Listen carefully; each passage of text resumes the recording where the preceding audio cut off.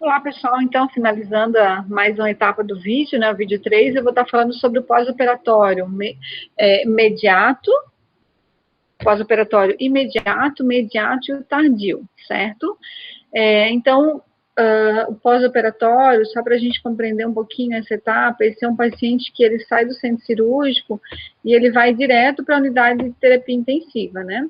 Então, esse trajeto, ele é feito pelo enfermeiro do centro cirúrgico, pelo anestesista e pelo cirurgião. Por quê? Porque é um paciente que ele é bastante complexo e exige o acompanhamento de todos esses profissionais.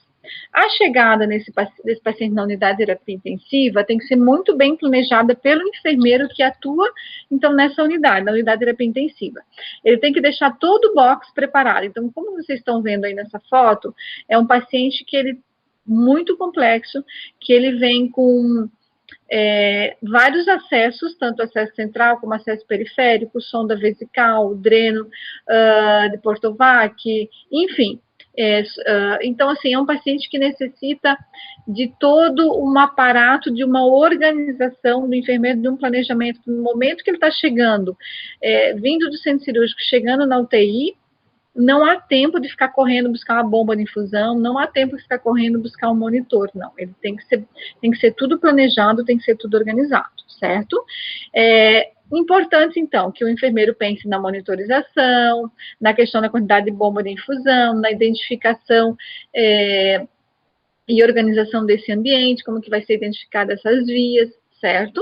Então, vocês estão vendo um paciente que vem entubado, um paciente que vem com acesso central, catéter Swagan, acesso periférico, sonda vesical, sonda nasogástrica, dreno de Portovac, enfim. Então, além de todo o acesso à ferida cirúrgica, né? Então, é um paciente bastante complexo.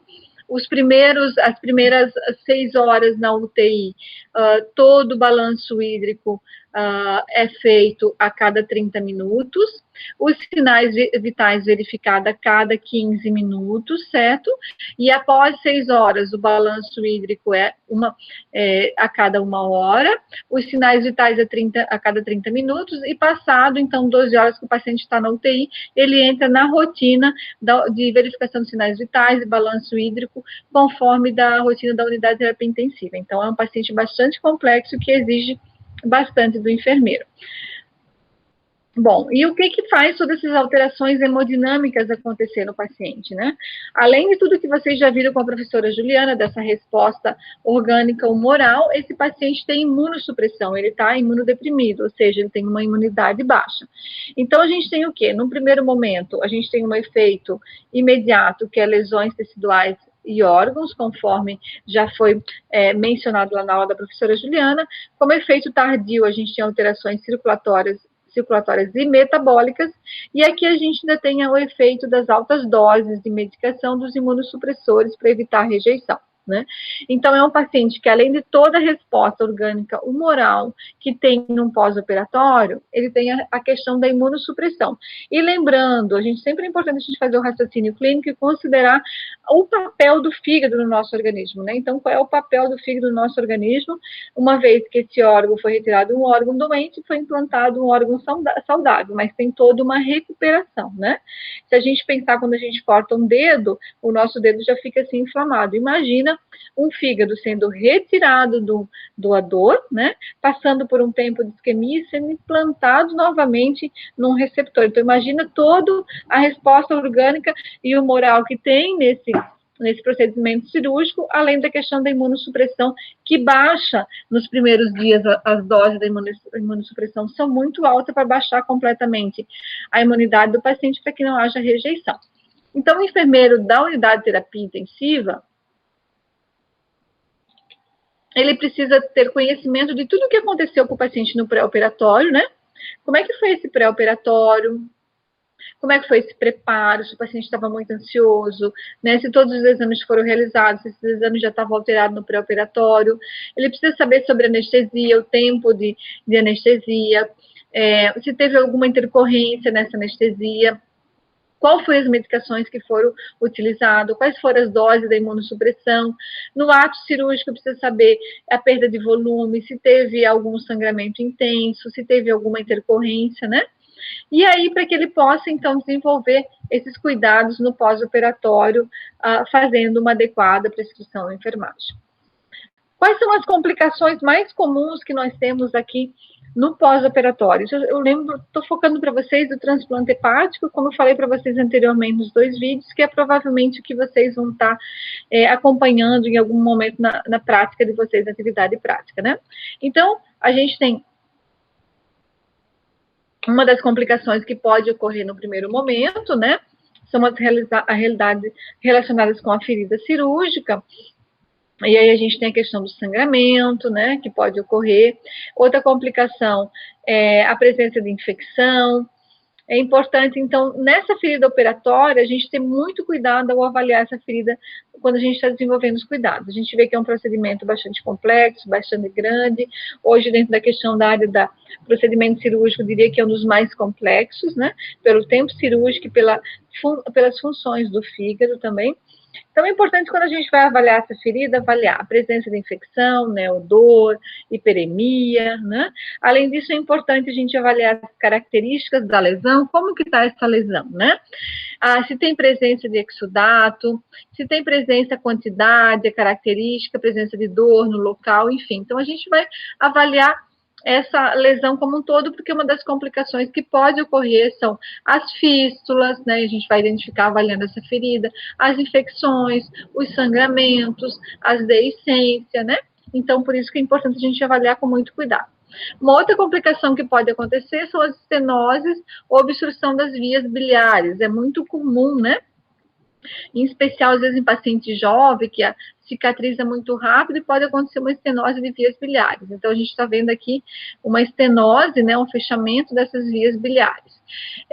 Quais são os fatores que contribuem para essa estenose das vias biliares, ocorrer essa complicação? Utilização de drenos biliares, né, e as infecções por citalomegalovírus.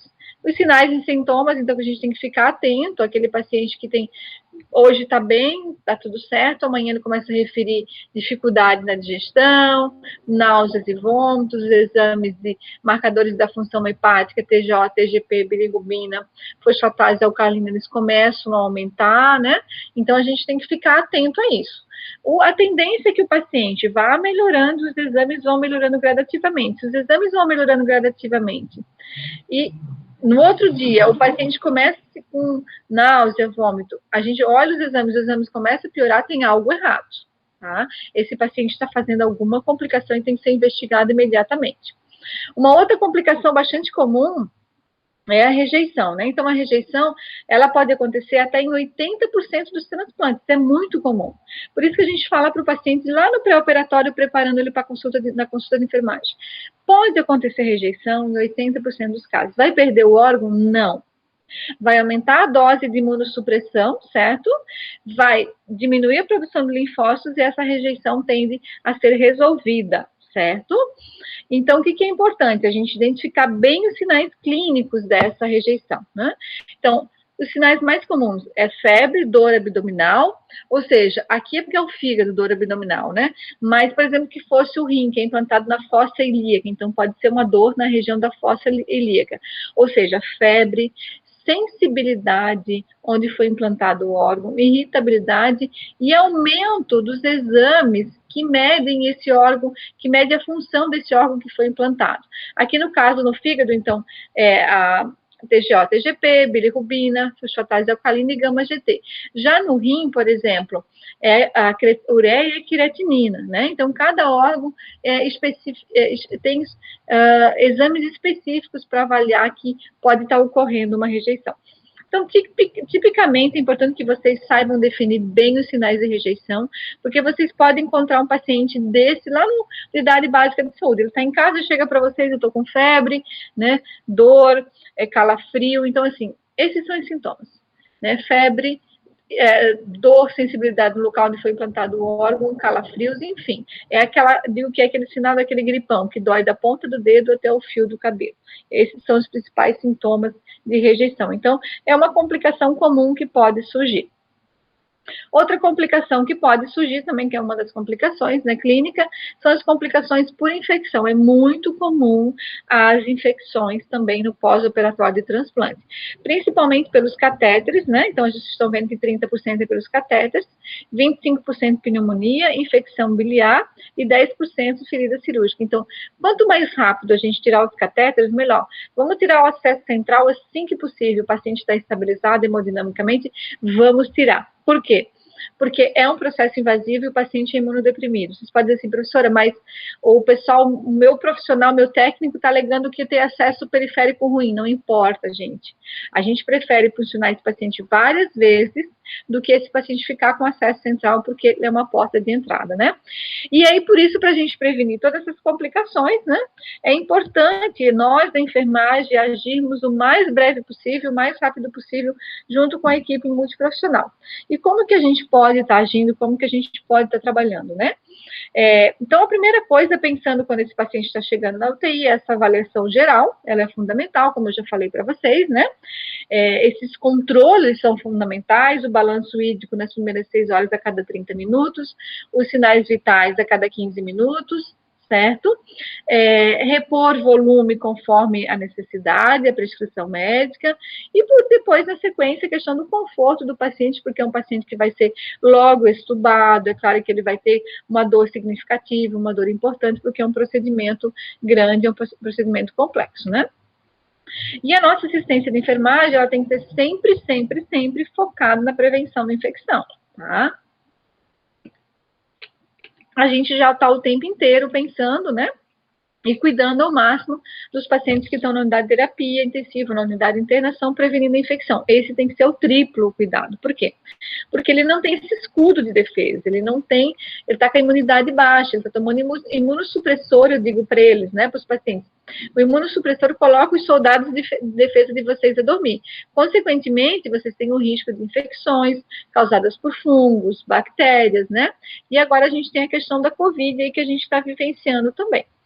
Então, por isso que é importante a prevenção da infecção via acesso central, via sonda vesical, via drenos e incisão cirúrgica. Então, a gente sabe que além de todos os cuidados que a gente faz para prevenir a infecção nas unidades de terapia intensiva, esse paciente aqui tem que ser um cuidado redobrado, né? Então, o mais breve possível, tentar tirar a sonda, tirar o dreno, o acesso central, né? Sempre estar avaliando a incisão cirúrgica, característica, se tem exudato, se tem odor esse exudato, se tem febre, né? Então, sempre estar trabalhando para prevenção da infecção. E aqui, além dessa questão da questão de cuidar para evitar o cuidado com o dreno, sonda, enfim, aqui nós temos o cuidado em relação à questão dos materiais que são usados no paciente. Então, todos os materiais devem ser para esse paciente, né? Então, desde o aparelho para verificar pressão, temperatura, o carrinho de emergência, tudo tem que ser exclusivo para ele. Importante é que se não se usa o carrinho de emergência, que se não se usa algum equipamento que está no ambiente desse paciente, não pode deixar largado lá. Ele tem que ser limpo, higienizado a cada 6 horas, tá? Assim como o ambiente do paciente, a cabeceira, né? O espaço físico desse paciente tem que ser higienizado a cada 6 horas. Por quê? Porque pode se tornar um meio de cultura, esse profissional toca ali e pode contaminar esse paciente. Para um paciente comum não teria problema, mas um paciente imunodeprimido teria problema. A questão dos cuidados para infecção em relação, né? Então, tem que ser usada avental, luva, gorro, máscara, agora ainda mais que a gente está em tempos de pandemia, né? A questão da higienização das mãos, fundamental, a questão da limpeza do ambiente também é importante. Então, são esses cuidados que vão minimizar muito as complicações futuras em relação, quando eu faço lá os controles do balanço hídrico, quando eu faço os controles para evitar a infecção, isso pode ajudar muito, muito, muito na questão de recuperação do paciente transplantado, né? Bom, e ainda o que eu preciso avaliar nesse paciente? O nível de consciência por meio do exame físico, né? Avaliar essa função cardíaca, porque como o paciente teve muito perda de volume, tanto no transoperatório como na chegada na UTI, é claro que vai ter alteração de eletrólitos, então vai ter alteração de potássio, vai ter alteração de sódio, a gente pode ter um paciente fazendo arritmia, né? Avaliar a função pulmonar, porque se ele não está entubado ainda, ele recém foi estubado, ele ficou bastante tempo anestesiado, então tem que ser avaliado se não tem nenhum sinal de atelectasia, nenhum sinal de acumular secreção, enfim. Tá? Então, tem que ser feita uma ausculta pulmonar cuidadosamente, avaliar a ferida operatória, como eu já pontuei para vocês, sinais de rejeição, estenose de vias biliares, enfim, e está tentando minimizar todas as complicações que a gente já pontuou anteriormente, né? Importante avaliar a escala de dor, desde o primeiro momento que esse paciente chega na UTI, a maioria deles são mantidos sedados só por mais algumas horas, então questão de 3 a 4 horas, a não ser que tenha tido alguma complicação no centro cirúrgico, sangramento, alguma hemorragia, hipovolemia, mas na maioria das vezes 3, 4 horas depois eles são estubados, então pela complexidade da cirurgia, é um paciente que vai ter muita dor, né, então está mensurando essa dor, está medicando, para que ele possa colaborar com a gente nessa recuperação, mesmo na UTI, tá? Então, atentar para o esquema de analgesia, né? Ficar atento a esse esquema, manter sempre um esquema para que esse paciente tenha medicação analgésica a cada 4 horas, né? Tá sempre mensurando para ver se, após medicado, essa dor cessou, melhorou, então está desenvolvendo essa escutativa e buscar compreender realmente se essa dor é fisiológica, ou muitas vezes é uma dor emocional, tá certo? Ainda no exame físico, então, né, a gente ainda vai avaliar a questão dos sinais de tromboembolismo pulmonar, sinais de infecção, a questão da ferida operatória que eu já pontuei, e a avaliação de membros inferiores, né, buscando avaliar essa panturrilhas, pulsos periféricos, porque a gente sabe que as complicações pulmonares, assim como as complicações por embolias, elas surgem algumas horas ou dias depois, né? Então, é importantíssimo a gente estar acompanhando, e por isso é fundamental a gente estimular, né, as atividades físicas do paciente para que a gente possa permitir uma melhor circulação, né? E a deambulação desse paciente deve ser estimulada o mais precocemente possível. Isso pode ocorrer até na unidade de terapia intensiva, mesmo que ele esteja bastante edemaciado, mesmo que ele ainda esteja um período ainda um pouco debilitado, um pouco fraco, a gente vai com segurança, com calma, né? Com o apoio da fisioterapia, passos lentos, devagar, para estimular esse paciente a fortalecer a musculatura e deambular, né? Então, é importante ressaltar que na unidade de internação, já quando a gente está pontuando que esse paciente ganhou alta da UTI, está indo para a unidade de internação, ainda na UTI, na unidade de internação, a gente costuma observar esses edemas da parte genital, nos membros inferiores. Então, mesmo que o paciente tenha uma função renal boa, mas ele recebe muito volume durante o transoperatório, né? Muitas vezes ele chega a receber aí 20 litros ou mais até de volume para repor, né, sangramento, uma hipovolemia.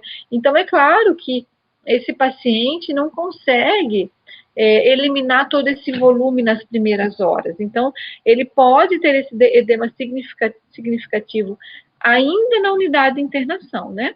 Então, é importante que a gente oriente a família a movimentar esses membros, a gente oriente os nossos colaboradores a utilizar essa bolsa escrotal, ou se não tiver uma bolsa escrotal, às vezes com uma própria compressa maior, ou com chumaço, acolher essa bolsa escrotal para diminuir a dor, né, diminuir o edema local. Então, com o passar dos dias, esse edema vai melhorando, mas a gente sempre estimula muito, né, a questão da flexão do pé para frente, para trás, para frente, para trás, para estimular a circulação. A deambulação é fundamental, né? A questão da parte pulmonar, mudar de decúbito frequentemente, às vezes eles ficam com medo, ficam na mesma posição durante algumas horas, né, com medo que esse abdômen, que essa cirurgia se abra, esses pontos se abram. Então é importante a gente ressaltar que não há perigo, que, né, tem várias camadas de sutura, né, várias anastomoses. Usamos sempre na linguagem do paciente, eu digo, tem muita costura, não vai abrir, né. E isso, às vezes, tem que ser reforçado até para a equipe de enfermagem, porque eu já tive situações, o paciente está 2, 3 dias na unidade de internação e ele não ter sido levantado ainda para caminhar. E quando eu falo, gente, vamos ajudar a levantar o paciente, vamos estimular, vamos caminhar, a colocação. O paciente transplantado hepático, ele não tem nenhuma restrição para levantar. Ele deve sim deambular. Uma para melhorar a parte circulatória e outra para evitar as complicações pulmonares, já que ele é um paciente que tem uma imunidade baixa, né? Então, outras complicações que a gente tem e que pode acontecer em relação dessa dificuldade que ele tem do déficit do autocuidado são as quedas, é importante, pelo edema, tá? Pelo muito tempo que ele ficou deitado, pode ocorrer a hipotensão postural, o risco de queda no banheiro, o risco de queimaduras, tá? Eu falo isso porque eu já vivenciei isso, tá? Em outubro, agora do ano passado, eu estava acompanhando um paciente junto com a esposa no banho, né, na época mais alta aí da pandemia, tinha poucos colaboradores, muitos detestados, muitos afastados, e a gente estava no final do banho do paciente, quando a gente levantou ele um pouquinho da cadeira para secar, ele fez uma hipotensão postural e a gente teve que, eu e a esposa, como nós éramos pequena e ele é grande, a gente teve que ir deixando aos pouquinhos ele deitar no chão do banheiro até que viesse mais alguém para nos ajudar, né? Então, esses fatores, é claro que a gente tem que considerar que um paciente mais idoso, a gente tem que ter muito mais tato, muito mais cuidado para levantar, o tempo da cirurgia, né? Se já está muito tempo restrito ao leito, se é um paciente que ainda está fazendo uso frequente de tramadol para dor, né? De morfe para dor, então nós vamos ter que avaliar tudo isso antes de levantar esse paciente. Mas ele não tem contraindicação para levantar, tá certo? Então, é importante que a gente trabalhe isso com a equipe, né?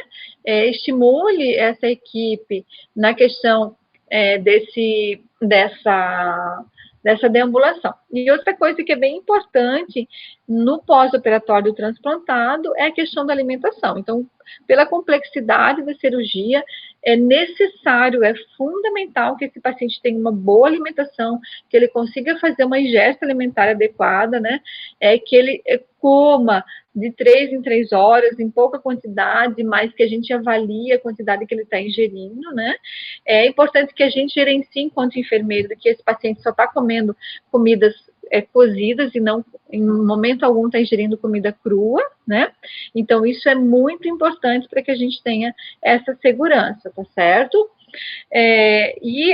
Essas orientações, elas têm que ser feitas com a família também, né? Já ir educando a família do que o paciente pode estar se alimentando e o que ele não pode, né? Então, essa família tem muito tempo de internação para estar assimilando, e isso é extremamente importante. É importante a gente olhar, observe o que ele está recebendo, que ele está recebendo pode receber alimentos cozidos, por quê? Porque a família vai nos ajudar a gerenciar isso, né? Eu já tive situações também de chegar lá, a família falar, eu não deixei comer, porque veio alface para ele na refeição. Eu falei, perfeito, ele não pode comer nada cru, ele tem que comer tudo cozido, porque a imunidade está muito baixa nessas verduras, nesses legumes, pode ter aí bactérias, né? Vírus, enfim, tá certo? E a gente tem a questão dos cuidados relacionados à higienização do corpo também. A gente sempre reforça, né, essa questão da higienização do corpo, que sempre deve começar o banho deve ser diário, de preferência até, se quiser, pode ser 2 vezes por dia, né? E a sequência do banho é essa. Então, lavar primeiro onde tem pelos, né? Por exemplo, o homem, às vezes, tem peito cabeludo, axilas, pernas, então lavar primeiro onde tem pelos, lavar bem onde tem pelos, e por último lavar a pele, né? Porque a gente pode correr o risco de primeiro lavar a pele, depois os pelos, né? Ter maior índice de bactéria e tudo, e essas bactérias ficarem aderidas à pele e colonizarem ali, né? Então, são cuidados importantes. Outro cuidado importante que o enfermeiro deve estar acompanhando, né? Parece uma coisa bem simples, mas que tem muita importância, é a questão da higiene oral, tá? Então, cada vez que o paciente se alimentar, isso seja no hospital ou em casa, ele deve escovar os dentes, o céu da boca e a língua, tá? Então, essa é a higiene oral. E, na sequência, fazer um gargarejo com antisséptico. E tudo isso é importante a gente estar orientando, ensinando o paciente e família, porque eles vão estar fazendo em casa. Por quê? Porque a nossa boca ela é extremamente contaminada, tem muita bactéria, né? Então, no paciente transplantado, a gente tem que tentar minimizar ao máximo essas bactérias na boca, para quê? Para que essas bactérias não desenvolvam aí uma monilias, que é muito comum, né? A gente dizer aqueles sapinhos na boca, monilias, ou então que essa bactéria possa migrar lá para o pulmão e desenvolver uma pneumonia. Ainda a gente precisa ter muitos cuidados relacionados, né, com a questão de estar identificando a infecção precocemente, rejeição, né? Então, a gente vai estar sempre avaliando temperatura, icterícia, dor no local, né? Dor onde foi implantado o órgão. Então, isso é importante para a gente poder estar identificando aí um sinal de rejeição ou então de infecção. E ficar alerta a qualquer temperatura acima de 37,4, porque qualquer temperatura acima de 37,4 pode estar indicando uma infecção urinária, infecção por catéter, né? Pneumonia. Então, a gente sempre tem que estar investigando. Paciente transplantado, temperatura acima de 37,4, verifiquei agora, daqui a 15 minutos vou verificar de novo e vou verificar nas duas axilas, para realmente eu ter certeza de que essa é a temperatura certa que eu estou verificando, tá? É importante reforçar, né, que essa temperatura tem que ser associada, sempre fazendo um raciocínio clínico. Pode estar associada a uma infecção, mas também pode estar associada a sinais de rejeição. Então, tem que estar avaliando se esse paciente não tem uma dor no local, uma sensibilidade no local, né? Se não teve alteração nos exames, se não diminuiu a diurese, isso tudo pode ser sinal também de uma rejeição. Importante também salientar que o enfermeiro tem um cuidado fundamental em relação à verificação da glicemia lá no pós-operatório, na unidade de internação, na UTI, e já ensinando o paciente e família a cuidar da glicemia em casa também. Por quê? Porque o fígado tem uma função de armazenar, né, o excesso de glicose que nós temos no nosso corpo, na nossa corrente sanguínea. Como o fígado está em processo de recuperação, ele não consegue fazer isso.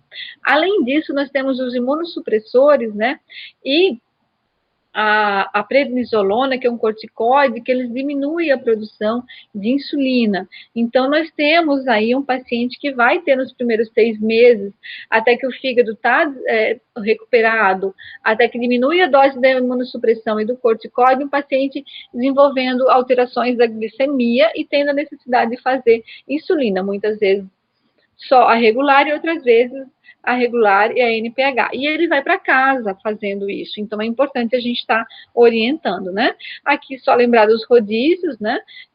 Das aplicações, certo?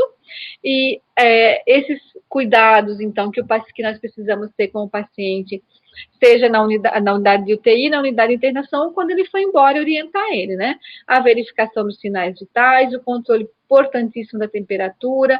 Esse paciente tem que ser pesado todos os dias, porque o peso indica retenção de líquido, indica que pode estar acontecendo uma insuficiência renal aguda, né? Uma diminuição na produção de albumina, que vai fazer o controle da pressão osmótica entre o líquido e o leque, controle de diurese. Importante ressaltar que todos esses cuidados, esse paciente também, além de a gente estar desenvolvendo na unidade de internação, ele vai para casa fazendo isso. E em casa, ele vai estar fazendo todas essas anotações aqui, para que na próxima consulta a equipe possa estar acompanhando, né? Importante salientar e reforçar a nossa equipe da necessidade dos medicamentos no horário certo, na dose certa, né? E que essa equipe possa ir preparando esse paciente e a família de como ingerir esses medicamentos, como guardar esses medicamentos, para que eles saibam, gente, quando for para casa, saber tomar os medicamentos em casa também. E o medicamento de rejeição, a gente não pode entregar o medicamento para o paciente um copinho e dizer, toma. A gente tem que explicar para ele, esse é o medicamento contra a rejeição. Se tu não tomares, corre o risco de desenvolver uma rejeição. Então, o paciente precisa aderir a esse tratamento. E nós, profissionais da enfermagem, temos esse papel, tá? Está reforçando em todos os momentos que a gente entra no quarto, que a gente tem contato com a família, a questão dos alimentos, como que devem ser esses alimentos, né? Apesar da nutricionista passar e fazer toda a orientação para auto-hospitalar, mas é importante a gente, como enfermeiro, sempre estar reforçando isso. E na unidade de internação, então, nesse pós-operatório, nós temos cuidados fundamentais a estarem desenvolvendo. Estimular a deambulação precoce, mais precoce possível, peso diário em jejum, auxílio na higiene corporal e oral, controle rigoroso de sinais vitais, em especial da PA e da temperatura, cuidados com os catéter venoso central e tirar o mais breve possível. Às vezes a equipe médica, devido a tantos pacientes, pode passar despercebido, a gente, dá um clique, olha, o paciente está só fazendo soro para manter, né, o acesso por causa do antibiótico, será que a gente não pode tirar aquele acesso central e funcionar um acesso periférico? Balanço hídrico rigoroso a cada 6 horas, né? Cuidados com a sonda vesical e demora, então muita higienização. A mesma coisa, a paciente já melhorou o edema, está com uma estabilidade hemodinâmica. Vamos conversar com a equipe médica, ver se não podemos tirar essa sonda. E a questão dos atentar para os sinais de infecção e os sinais de rejeição, tá? E sobre a auto-hospitalar, né? Então, os cuidados pós-operatório tardio. Quando a gente vai iniciar as orientações para a auto-hospitalar? Quando o paciente estiver sem dor e em condições de nos ouvir. Professora, mas faz 2 dias que ele veio da UTI, a gente não tem previsão de alta, não tem problema. Eu desenvolvo esse projeto de extensão da auto-hospitalar já há 4 anos.